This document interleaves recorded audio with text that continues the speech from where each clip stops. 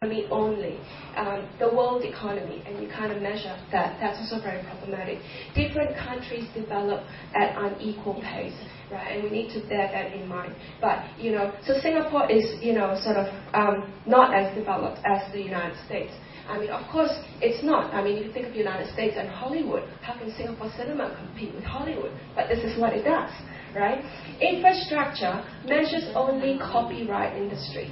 So the royalties coming out of copyright industry, that is one of the big characteristics of the creative industry, right? It doesn't take into account whether the infrastructure has a public value, whether the infrastructure is meaningful to the population, to the citizens of the people. It doesn't take those things into account. The relationship of the infrastructure to what we call the public good, right? Is it good for the public? That is not counted.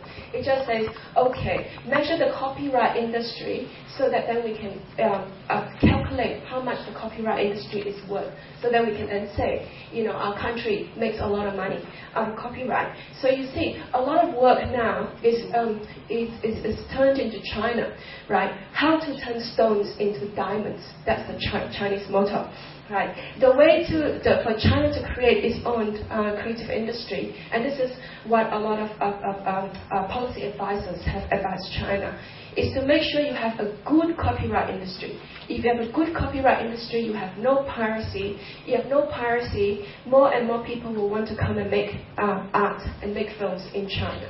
So building the copyright industry has always been the mainstay of the creative industry, sort of a strategy. But this is all very problematic. So if you want to do work in this area, you have to kind of take these things into account, because we shouldn't just simply follow the West, and we shouldn't just say, let's benchmark our country according to some of the big, kind of world reports coming out of the United States or the UK. So this kind of an approach is very, very problematic.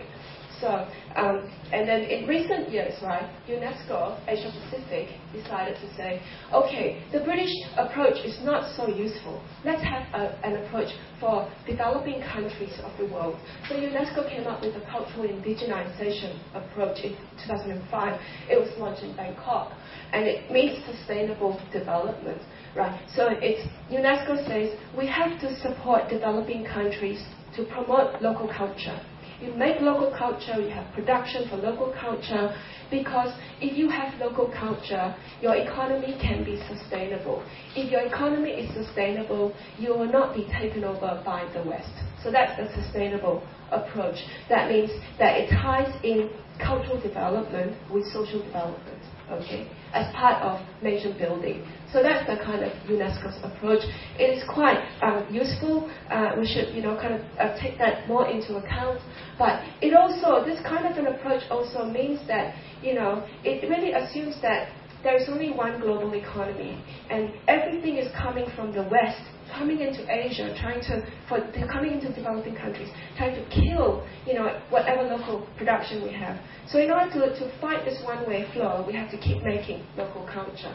So it still assumes that the West has this dominant force coming in at the level of production, and we need to protect ourselves. So, we have to sort of bear that in mind as well. But the policy statement on the website is quite useful to read. So with these approaches in mind, let me give you an example of how Singapore has fared, if you like. Chua Beng Huat, a few years ago, he did an assessment on, so if Singapore is very pragmatic, and Singapore has developed this creative economy, has Singapore been successful at maintaining local culture?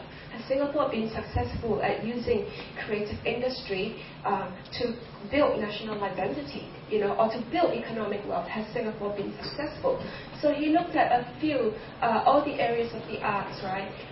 So he says, okay, in the late 1990s, early 2000s, Singapore imported a lot of theatres, a lot of plays from the UK, direct import of Broadway musicals to come into Singapore, bring the arts into Singapore, make Singapore a very cosmopolitan, kind of hub, where, all the Broadway musicals from New York and London will come to, is that successful at all? And he says, this one is just a direct export of Western culture into Singapore. There is no local culture here, doesn't use any local content or local talent. It is problematic.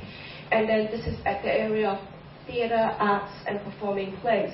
In the area of cinema, Singapore wanted to be a film center. It can never be a film center because there's other film centers in Asia. But what it did in the last few years is to go into co-production with Hong Kong, with Thailand, and the very famous co-production, Infernal Affairs. How many have seen Infernal Affairs? Parts 1, 2, 3. You've all seen some of that, isn't it? They're actually co-produced by Singapore. Did you know that? Did you know that it was co-produced by Singapore? Infernal Affairs. No, you see, you didn't. I didn't know too. Okay.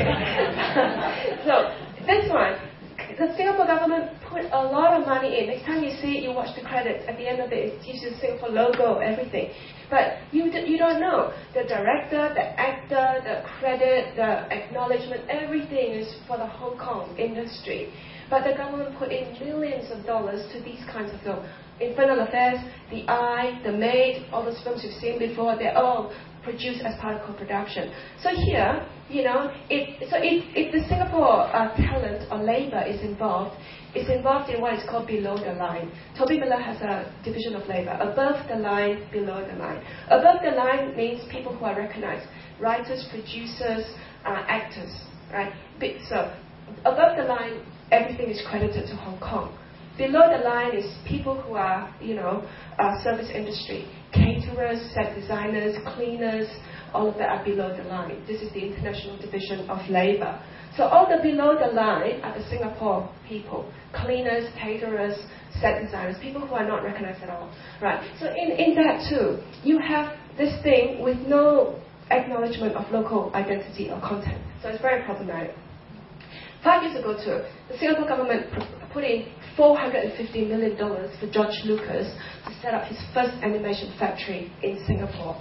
And the animation factory employed 3,000 people, mostly local people, right? But do you know, most of the animation coming out of Hollywood is actually made in Singapore. But you didn't know that, is it? Because local people make animation according to Hollywood standards. So here is what he calls technology with no cultural content, right? Infrastructure with no regard for local identity.